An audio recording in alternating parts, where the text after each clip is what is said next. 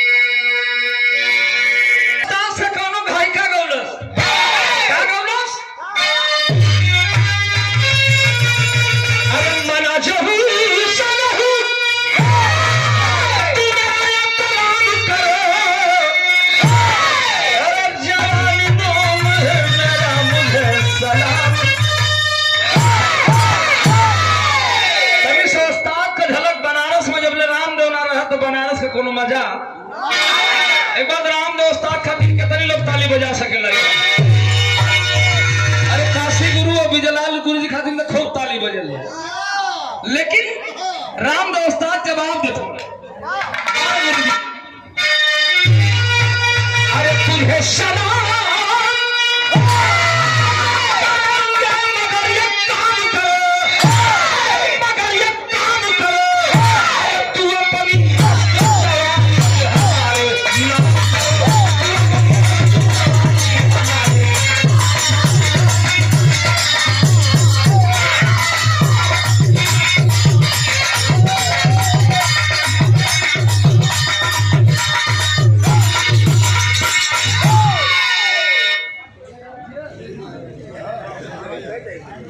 अरे मर्दवा हम तो कहीं मशीनिया जरूरत है। आजादी के पहले की ये कहानी है। देश जब आजाद हुआ तो देश के पहले प्रधानमंत्री पंडित जवाहरलाल नेहरू को बना दिया गया। एक गद्दार के सीने में खटक पड़ा कि हमको अगर प्रधानमंत्री बनाया गया तो ठीक है, नहीं तो मैं भारत को खंड विखंड में बांट दूंगा। कौन? मोहम्मद जिन्ना नाम था। मोहम्मद जिन्ना लाहौर का रहने वाला था। ना प्रधानमंत्री बनावल गल, देशवा के बांटे का प्रयास किया, देश बट गया।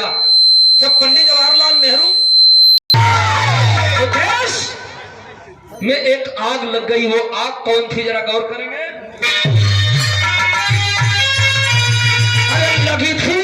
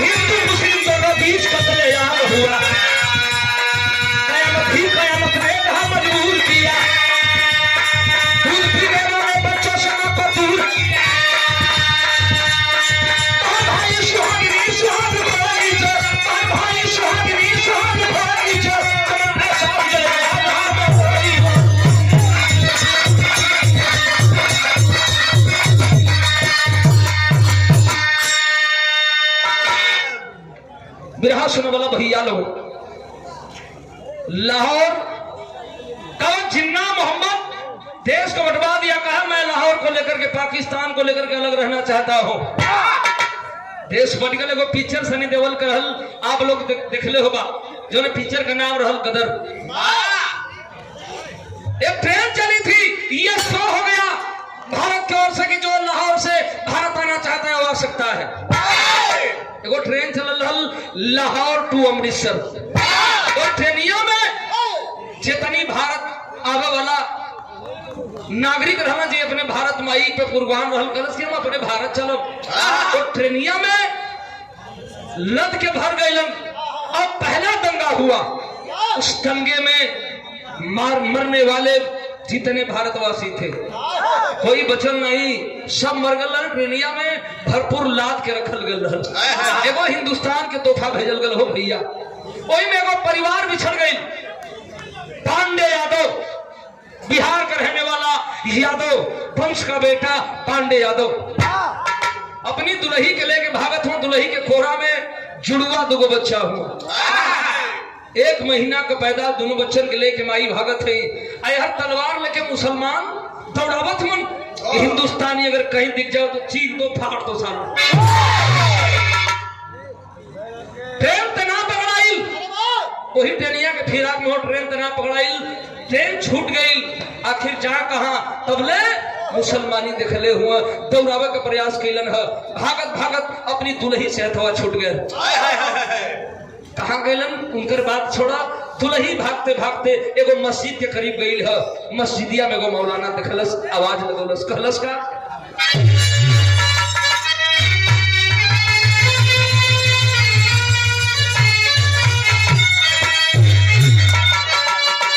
कहलस की हाजी नजर देखी दिल के तारा दिया बहिनी, बहिनी हो अरे अल्लाह पास से हम मंदिर मस्जिदिया बहिनी।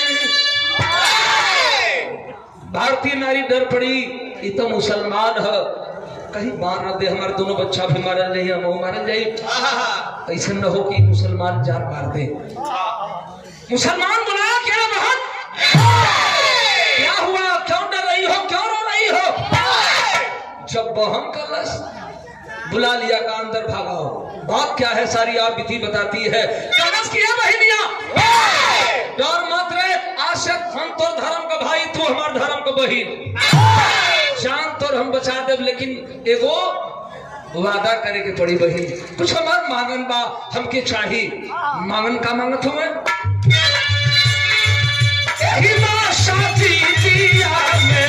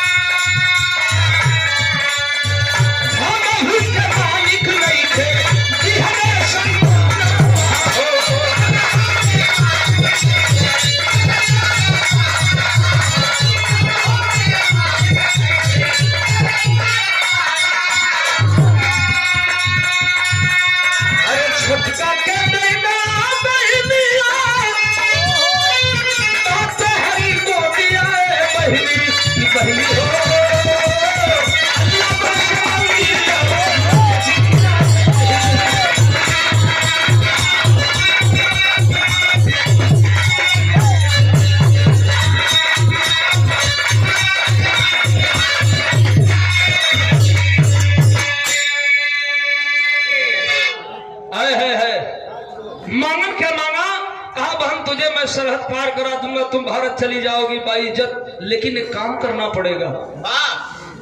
और पुनः हमारे गुरुजी श्री विजय लाल यादव, आपके आशीर्वाद बिना हमन का कोनो काम न पूरा होला। क्या बहनिया तेरे गोदिया में 2 लड़का है, वो लड़कवा के हमके दे दे।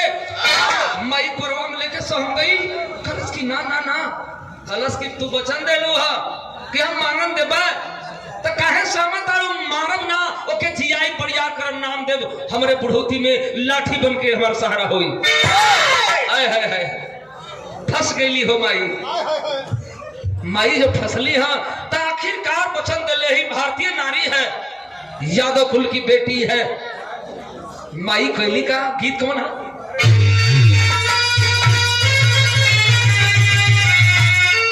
अरे सोच सोच जिया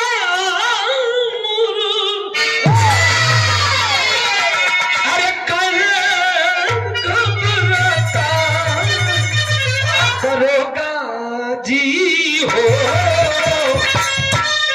अरे 4 दिन से पियला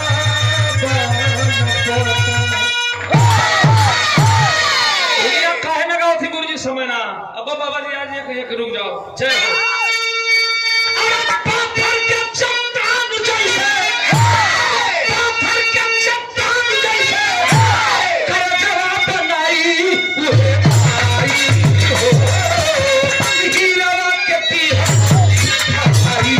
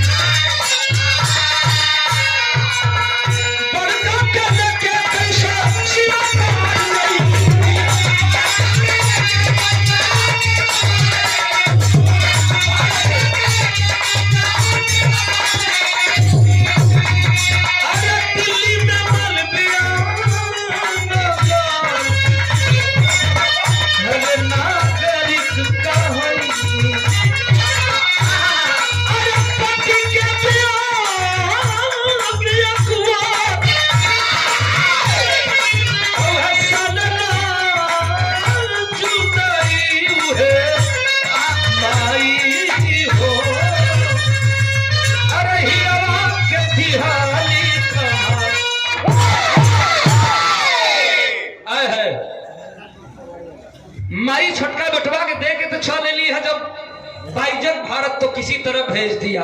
माई दिल्ली में आके सामान्य नागरिक बन के जीवन यापन करे लगली, सिलाई कटाई बुनाई करके अपने बेटवा के पाले पोसा लगनी। बेटवा का नाम रख ली रणजीत। रणजीतवा धीरे धीरे जवान होके लगल। जब 18-19 वर्ष के पट्ठा भल, लंबाई गुड़ चौड़ाई गुड़ बढ़िया है। हाई स्कूल इंटर कैलाश। एक दिन देखलस कलश की माई कितनी कमाए कमाए खियाई, हम बैठ के खाई। कलश चली नौकरी के तलाश में। नौकरी के तलाश में गया तक केंद्रीय पुलिस बल का भर्ती होत रहा। कलश फिर हमने लाइन लगा ले काजने हम भर्ती हो जाए। लाइन लगौलस बतौली है। लंबाई कुछ बढ़िया रहल, काठा शरीर रहल, सीना 1 नंबर का।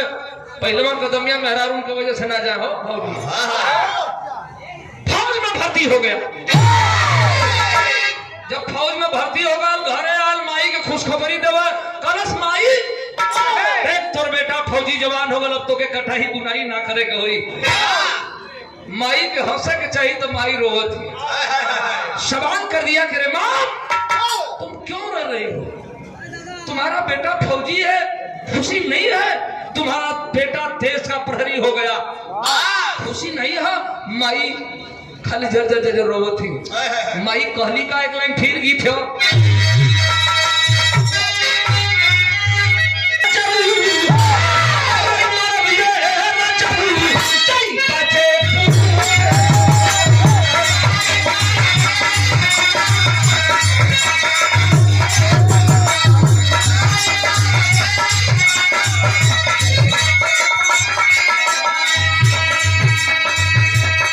लेकिन बिहार में भाव लगा था पंचो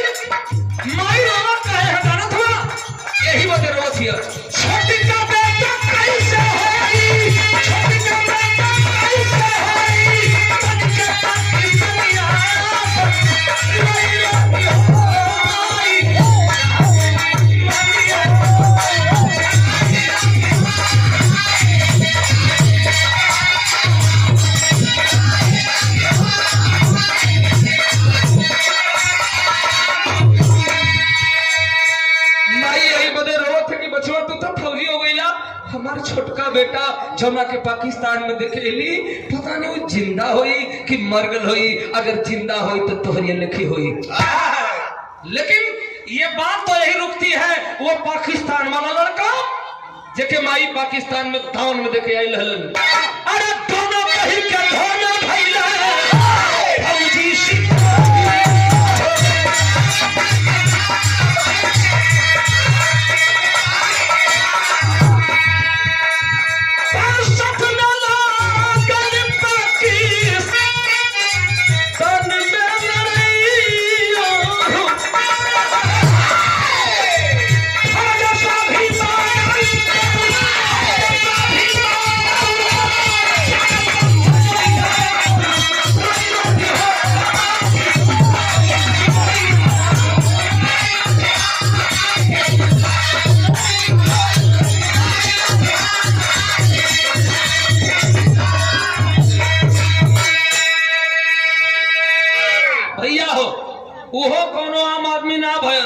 पाकिस्तान के सीमा पलटन में फौजी ना रहलन तो वो जाके वही में भर्ती हो गए।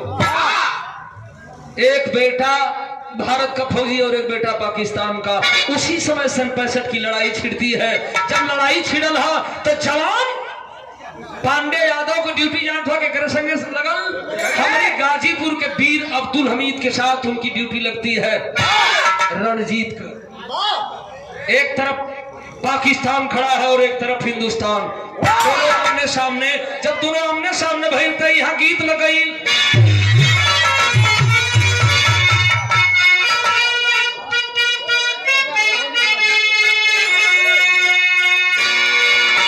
जब नई नई गीत आई लाल तो विजयलाल गुरु जी गीतिया के गौले रहन, हमार नकल करल जा जान हो कैसे गौले रहन कि जब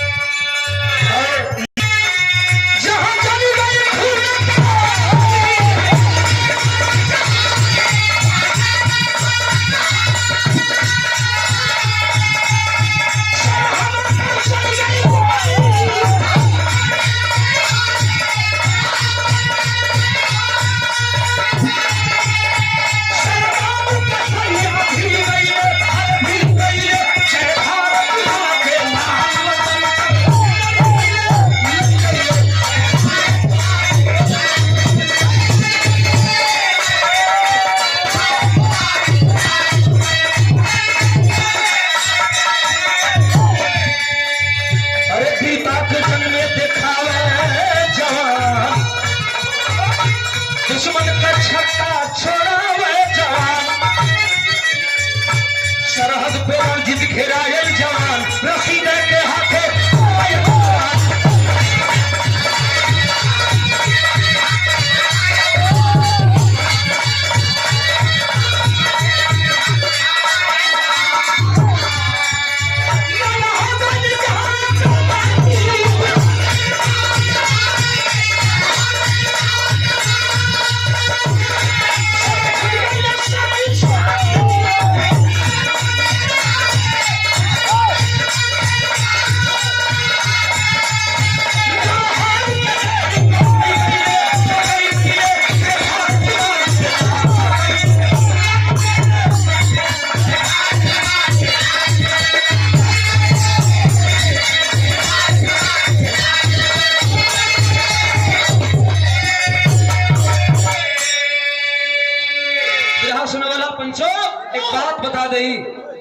पकड़ा जाता है रणजीत। गोली चलावत चलावत को पाकिस्तान सीमा के रेखा के अंदर अंदर चल गए पता नहीं चलल। पहले के फौजी काहे पकड़ा जा कि सन 65 में जो जमीनी बंटवारा हुआ था भारत बनाम पाकिस्तान का, वो सही नहीं हुआ था, इसीलिए फौजी पकड़े जाते थे। फौजी तो पकड़ा गया बाबूजी। आप समझ सकते हैं कि एक फौजी अगर पाकिस्तान में पकड़ा जाता है तो उसका हर्ष क्या होता है। गीत बदल गई।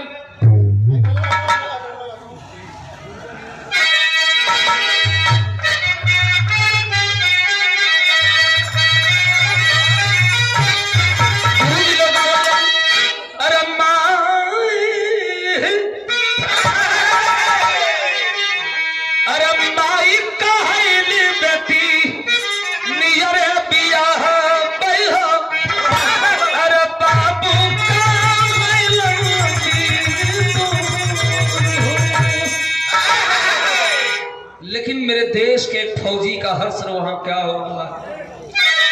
अरे वर्दी बिल्ला से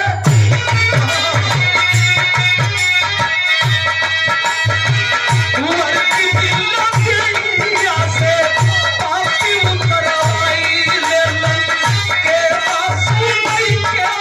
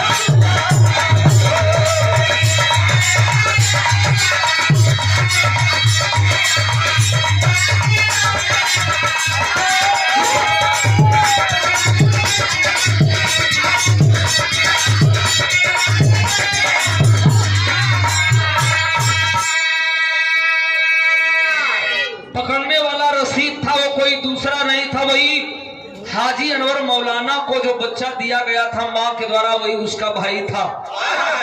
पकड़ लेता है, पकड़ने के बाद जेल में कैद कर लिया, मरना पीटना बता दे हरामजादे तुम किस मंसूबे से हमारी धरती पाकिस्तान पे आया था। फौजी है ना कहा कि रे मैं तो पकड़ा गया यार, मैं तो लड़ाई के मैदान का एक लड़ाकू था, मैं तो पकड़ा गया, मेरा कोई मंसूबा नहीं है। देखला तो सकलिया मिला था कलश की, ओ हो कोई खुफिया एजेंसी का एजेंट है, हमें भारत जाना चाहिए, इसके नक्शे का फायदा उठाना चाहिए, भारत चला है उसको कैद करके, तो तेरी का भाव लगन मास्टर।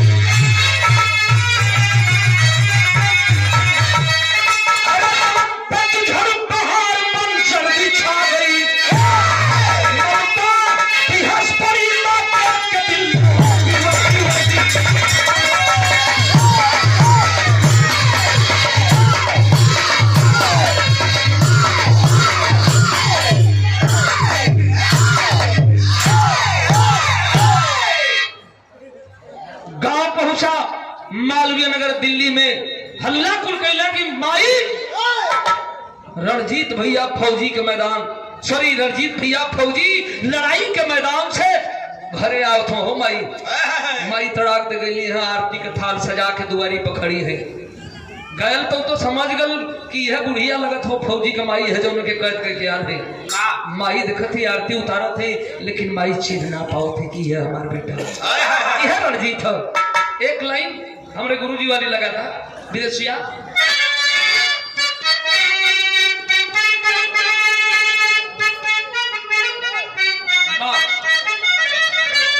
कहे कि ये कहीं समान दोनों कैसा कलिया सूरतियों वह अखिया न पहचाने जन्म सुगन बड़ जीत जानी के मगल से लगाई लिहली अरे डहकी डहकी लगली माई लगली हाथी उतार के घरे में बैठा के थाल रख के थाल खाना का सजा के ले ली है पानी पियाओ थी खियाओ थी भैया का हाल चाल है कौ दिन का छुट्टी बा माई हमके आज भर छुट्टी है कल लड़ाई के मैदान छोड़ के नहीं जाए के माई कलश की सोन पकड़ा तय साल खड़ में आवे कब अबे का होई का ना होई एगो काम कर के घरवा में अपन बिया का एगो दुल्ही छोड़ के जो कलश की नाम आई ना होई माई समझावतिया माई का कलश की बदलतिया अरे मरी सारी प्यारी गुरुजी लोग आवे की मरी सारी प्यारी अरे सारी रे तू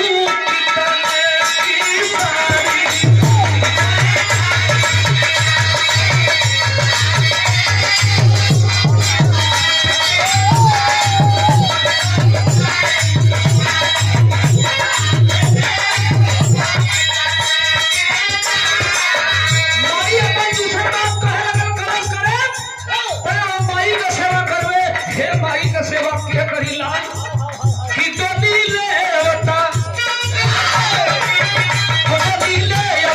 दुलही पई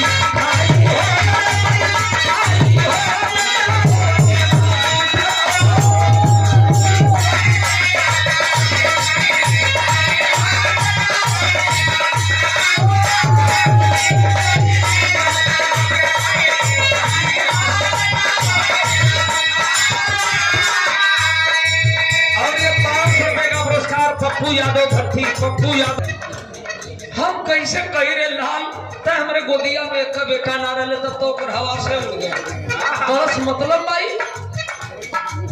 कहानी गोदिया में रहला दिया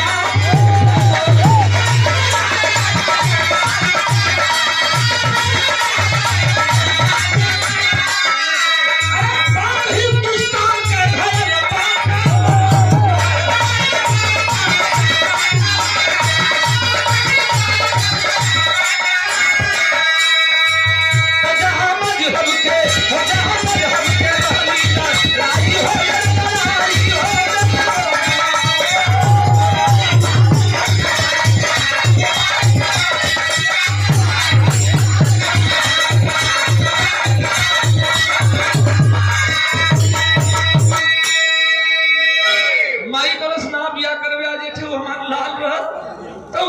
सेवा करत होके दुल्ही घर में ले आई कलश की कैसन बेटा माई कलश की एगो लाल की तो पाकिस्तान में दान में देखेली क्या डालू माई खाली के एगो धर्म का भाई था मुझे सीमा पार करवाया था छोटे बेटे को दान में मांग लिया नाम का रहा माई हाजी अनवर कहा अरे हाजी अनवर तो मेरे अब्बा जान का नाम है इसका मतलब मेरे अब्बा जान वो नहीं है मैं उनका लड़का नहीं हूँ मेरी बुढ़िया माई का लड़का है आज के कैद के क्या लई वो हमार कोई और नहीं बड़का भैया हुआ खलस की माई शादी करब लेकिन कल हमके जायदा किसी तरह माँ को मना लिया और चल दिया पाकिस्तान की तरफ जब पाकिस्तान को चलल है तो अल्लाह का भाव लगल मास्टर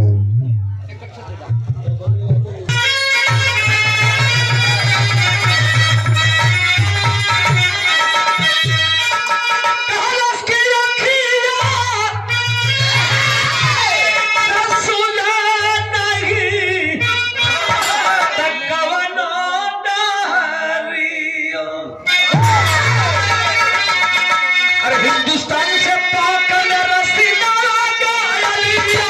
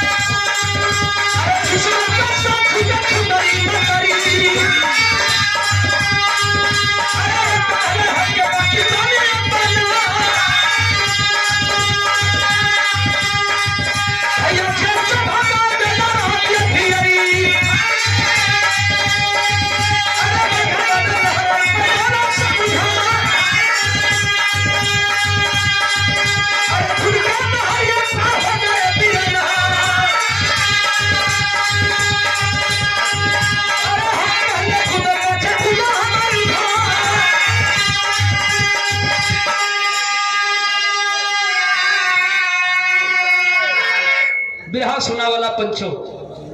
लास्ट में होता क्या है जानते हैं? गया है और भाई को पकड़ करके एक भाई सावन बरिस हो झरझर दोनों आंख से नीर बहुत है, पकड़ के भाई के रोवत था। कलश की भैया झटक दलस कलश आले, तुम पाकिस्तानी हो, तुम्हारा कोई भरोसा नहीं है, तुम बड़े दोगले जाते हो, कब अकल जाओगे भैया? ए भैया भैया भैया मंच पर बैठल हुआ। होता क्या है? कहा कि अरे भैया पाकिस्तान में बिछड़ल तो छोटका भाई है, चिन्हा हमके, भगा दिया। कहा भैया आज की रात किसी तरह बिता लीजिए, कल की रात आपकी हिंदुस्तान में बीतेगी। भाई को भगा करके कहा लाया? हिंदुस्तान और पाकिस्तान के बॉर्डर पे बाघा बॉर्डर नहर होती है, कोई नहरिया के किनारे पर लिया। कल भैया कूदिया, नहीं रे तोरे खातिर तो माई बहुत रोवेले, पहले ता कूदियो। यही कुल करे में भयल का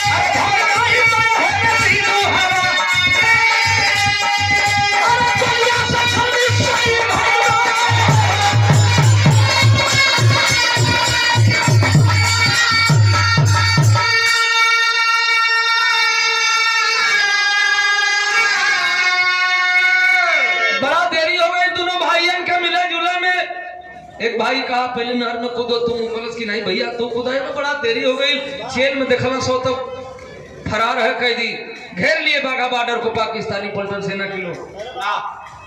कहा कि मार दो गोली, तो साला देश का गद्दार है ये, देश का फौजी नहीं है, गद्दार है। एक भारतीय फौजी को भगाया, निशाना लगोला ना, समझ गए कि दोनों भाई मारा नहीं, धक्का दे दिलस नहर में। धीरे धीरे भैया तो कैसो पार हो गई, चौही कूदना चाहता है नहर में, सनसनाती हुई गोली आकर के सीने में लगती है बाबूजी। नहर के उस पार छोटा भाई, नहर के इस पार बड़ा भाई, रो रहा है बड़ा भाई। छोटा भैया बड़का भैया से एगो बात कहत हो, का कहलन?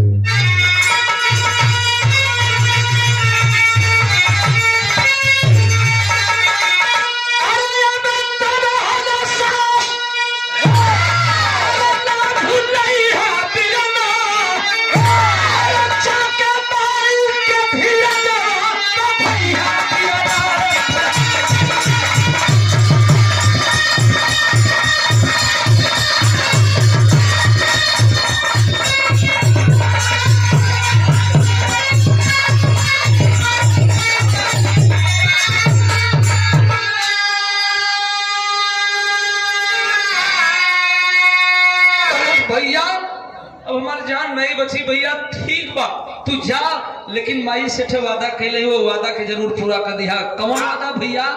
इशारा में समझावत हूँ, शादी कर लिया भैया, माई के को पतो को जरूरत है, पतो दे दिया।